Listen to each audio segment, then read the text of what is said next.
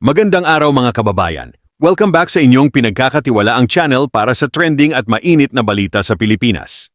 Sa video na ito, tatalakayin natin ang naging mainit na komprontasyon sa Senado sa Committee Hearing on National Defense, kung saan nagkaroon ng tensyon sa pagitan ni Senator Rodante Marcoleta at Captain Ish Pilar. Sa pagdinig, tinanong ni Senator Marcoleta ang ilang sensitibong issue tungkol sa depensa ng bansa habang ipinagtanggol naman ni Captain Pilar ang posisyon ng Armed Forces at ang kanilang mga hakbang sa seguridad. Makikita sa hearing ang tensyon sa pagitan ng mga mambabatas at ng militar, isang patunay na seryoso ang usapin pagdating sa kaligtasan ng bansa at ng bawat Pilipino. Kung gusto mong malaman ang buong detalye, manatili lang kayo hanggang dulo ng video na ito. Huwag kalimutang i-like, i-share at mag-subscribe para sa mas marami pang trending political updates dito sa Pilipinas. Honorable Marcoleta. Maraming salamat po, Mr. Chair. Mr. Chair, inisa-isa ko pong nireview ang credentials po ng 35 senior officers of the Armed Forces of the Philippines at ang kanilang ad interim appointments na sila pong lahat ay nasa harapan natin. Sa akin pong palagay, silang lahat po ay dapat makonfirm na ngayong araw na ito. Pero Mr. Chair, I'd like to take advantage of their presence dahil po sa alam na nating nangyayari sa ating bansa ngayon. Palagay ko po, Captain, hindi naman po lingid sa inyong kaalaman yung napakaraming batuhan ng pananalita ngayon mula sa ating panig at sa kampo ng Embahada ng China. Alam po ba ninyo ang mga ito? Ako po bilang isang Pilipino, nababahala sa ganitong mga wala na yatang katapusang iringan at palitan ng sagutan sa bawat panig. Ako po ay naniniwala na ito po ay hindi nakakatulong sa dalawang bansa. Ganon din po ba ang pananaw ninyo? Yes, Your Honor. Ito po ay pinasimulan ng isang Commodore Tariela. Si Commodore Tariela po ay pumunta sa isang pamantasan natin at doon siya ay nagbahagi ng kanyang discussion at tinawag niya ang Pangulo ng China, si President Xi Jinping, na bully. At meron po siyang daladalang mga caricatures na nagsasalarawan po sa Pangulo ng China sa pangit na paglalarawan. Dahil po doon, malinaw po na nasaktan naman yung Embahada ng China na nandito sa ating bansa. At sinagot po nila yon na sana'y huwag ganito. At mula doon sa pagsagot nilang ganon ay dumami na po yung sagutan at sumali na po yung ibang mga political leaders natin.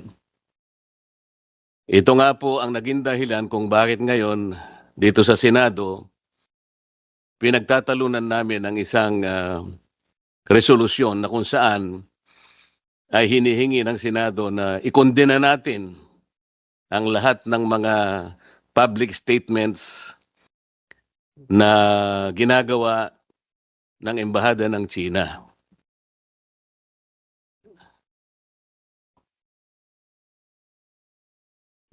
Kapitan, kung ang isa pong bahay ay nasusunog, ito po ba isasabuyan natin ng gasolina o tubig? Tubig, Your Honor. Tubig. Alam po ninyo, Captain Pilar, sa sulat po ng ating Secretary of Foreign Affairs sa kagalang-galang na senador ng ating bansa, Senator Risa Ontiveros, to sa bahagi po ng kanyang sulat ay sinasabi po niya,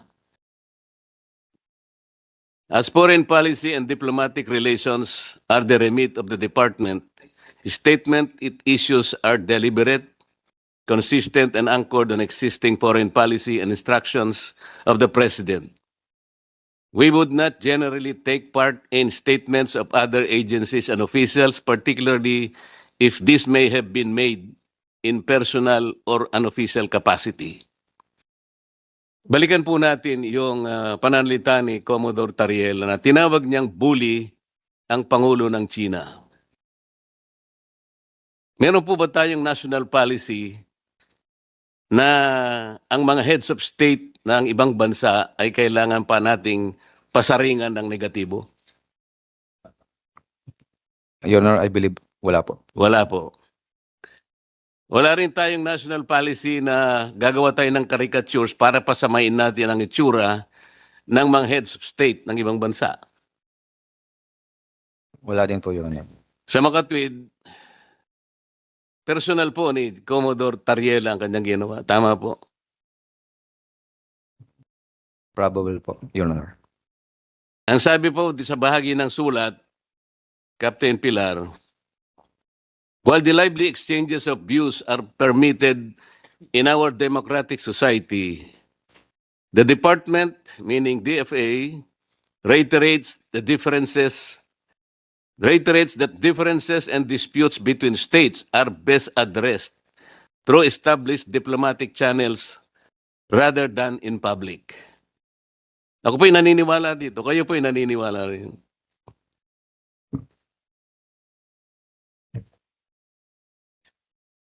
Yes, Your Honor. Okay.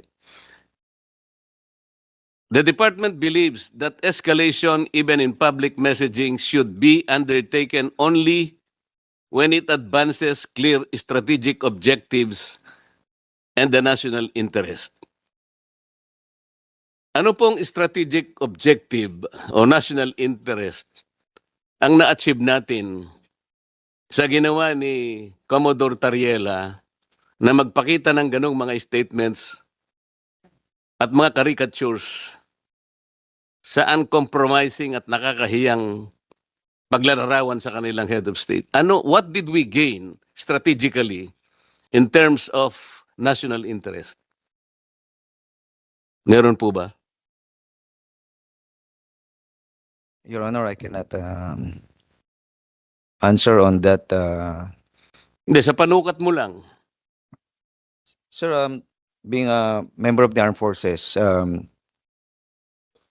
we are voicing out the term RCs, our rights and our future, and we just stick to what is being dictated in our what is legally ours and what is stated in our law, sir.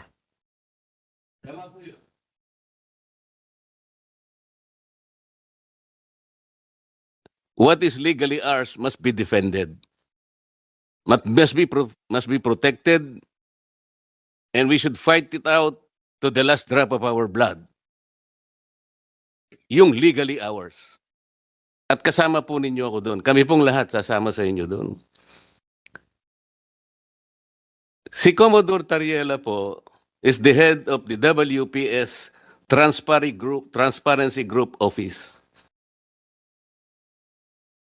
But, Captain, he was not as transparent as he should be in explaining to you and to our people that our exclusive economic zone and West Philippine Sea are two different animals. Ang sinasabi po nila, at tamang-tama naman po ito, meron na po tayong archipelagic baselines which were defined under Republic Act 9522. Malinaw na malinaw po yun. Walang pagtatalo dun. At mula dun sa archipelagic baselines na yon, madidefine natin ang exclusive economic zone, ang ating contiguous zone, ang ating territorial sea. Lahat po nandun. Ngunit, yun pong arbitral award, ang inaward lang sa atin at nilinaw, yung ating exclusive economic zone. Hindi po ni-rule ng arbitral award yung West Philippine Sea. Dalawang bagay po yun. Pinagsasama po nila yun. Alam po ninyo kung ba't tayo nagkakagulo, nagkakaproblema? Meron po tayong mga isla na occupied natin ngayon. Ito yung Kalayaan Island Group. Alam na po ninyo yon. Meron tayong 4 na features in the Kalayaan Island Group. Ito po yung Pagasa, yung Parola, yung Kota, at yung Lankiam. Captain, alam po ninyo yan. Incidentally, Mr. Chairman, itong 4 na features na occupied ng ating bansa, they are way, way beyond our EEZ. Wala po sila sakop ng EEZ. Alam po ba ninyo yon, Captain? Sagutin lamang po ninyo. Alam po ba ninyo na sila po'y wala dun sa limit ng ating exclusive economic zone? Be honest. It is beyond, within our EEZ, sir. So, hindi po ninyo alam na sila po'y wala doon sa EEZ? Ang akala po ninyo, they're within our EEZ? Sir, we are already occupying those islands. No. Chairman, tinatanong ko lamang po, alam po ba ninyo yung ating KIG na binubuo ng 4 na features ay wala po sa sakop ng ating exclusive economic zone? Wag po kayong mahihiya. Kung hindi po nyo alam, I will not take it against you. Alam po ba ninyo na wala siya at hindi sakop ng ating EEZ? Yung 4 na features ng Kalayaan Island Group? Sir, those islands can also generate EEZs within. Mr. Chair, ang gusto ko lang sana sagutin niya kung mamaya po pupunta tayo doon eh.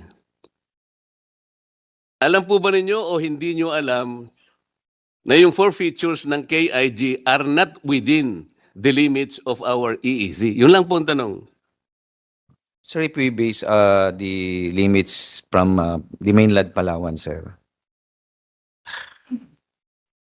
It is Kapitan, way- ito pong 4 na ito ay wala po sa ating EEZ. Yun po yung malinaw. Baka, kasi po, kaya po nagkakaroon ng pagtatalo. Hanggang ngayon, baka akala po ninyo, nandun sila sa EEZ.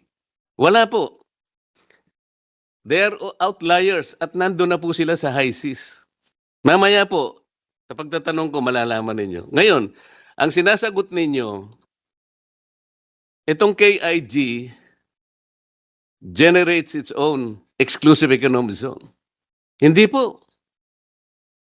Sino po nagsabi sa inyo that it basahin po ninyo yung arbitral award. Malinaw po ang sinabi na ito pong Spratlys and the KIG are RACs and they do not generate EEZ. Dito po tayo nagkakaroon ng problema. Pinipilit po natin na pag-isahin, parang interchangeably we're using the EEZ and the West Philippine Sea as one. Hindi po eh. Tingnan po ninyo, Chairman, in Administrative Order number 29, this is 2012, sinabi po niya yung extent po ng ating West Philippine Sea.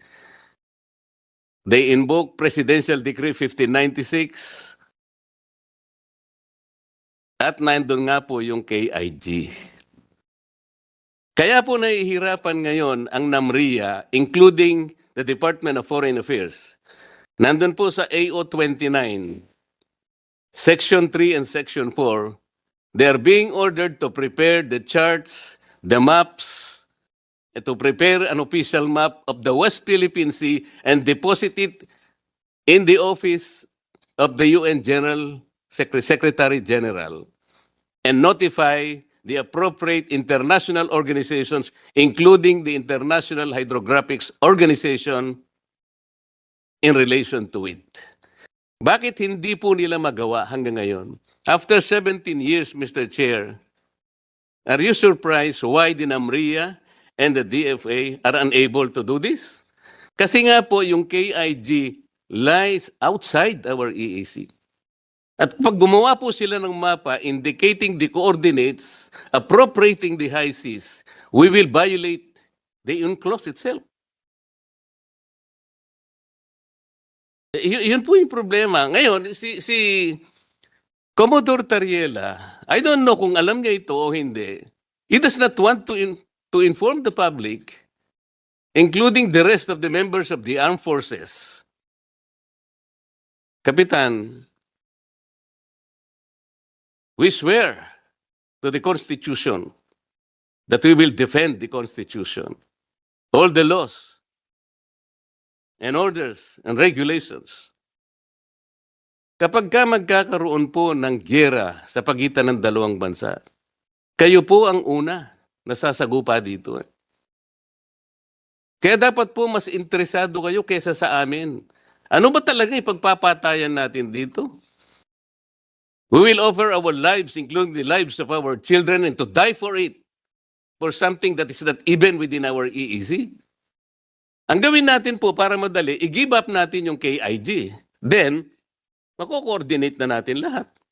But until and unless nandun yung KIG, wala nga po nasa labas po ng ating exclusive economic zone. Paano po malalagay sa entire West Philippine Sea? Mr. Chair, kaya po yun ang dahilan, hindi po tayo makagawa ng mapa para sana ma-submit na natin. And in our lifetime, we will able to see doon sa entire stretch ng South China Sea, lalabas doon ang West Philippine Sea. Tingnan po ninyo yung mapa ng mundo ngayon, Kapitan. Ang nakalagay South China Sea. Hindi ibig sabihin, sa China lahat yon.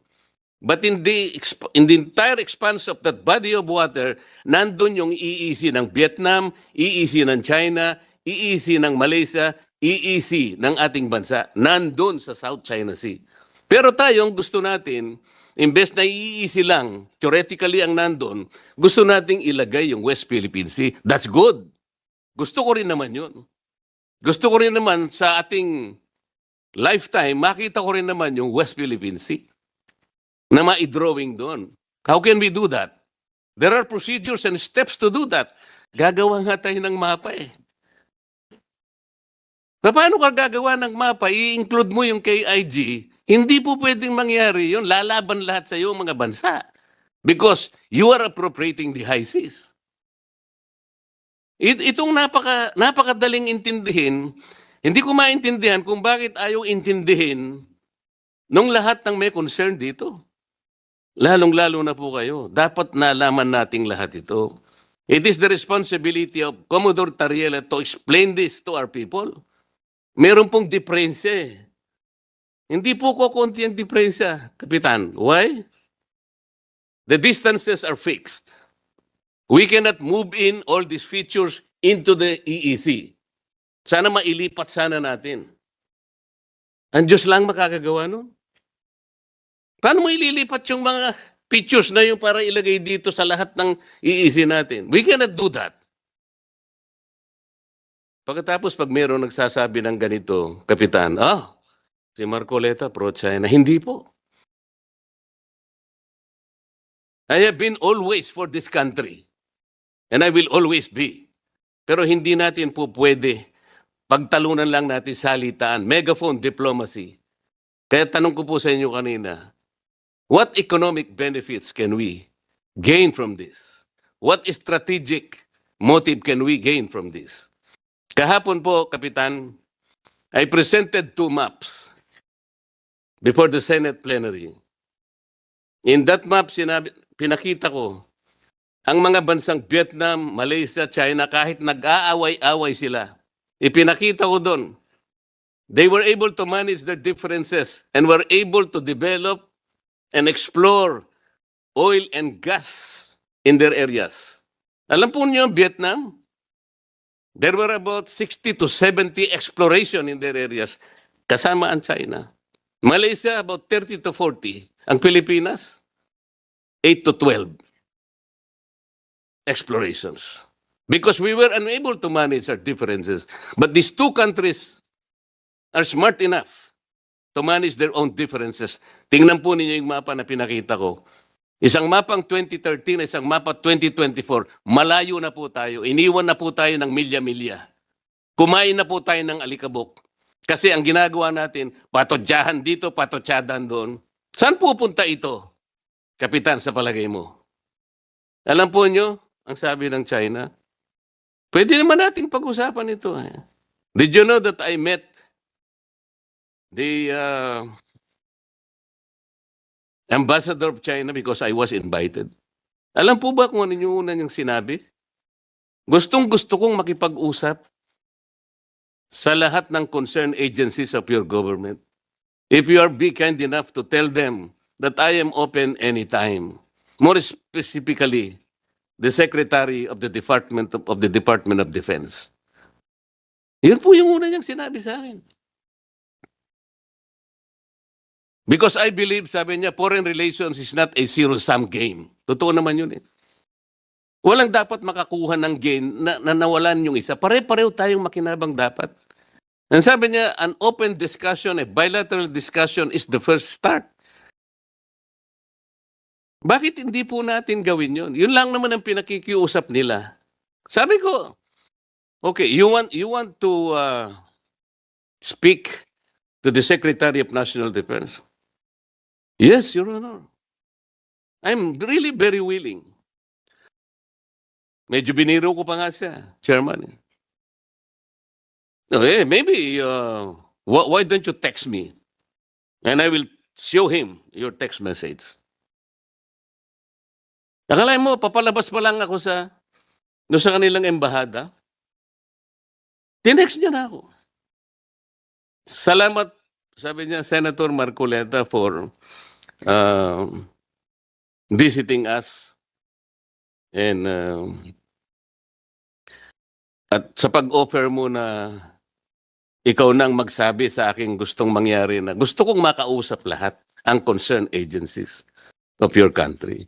More specifically, Secretary Gibo. Sinulat niya, more specifically, Secretary Gibo of the Department of National Defense. Sana man lang even over coffee. So alam po niyo yung,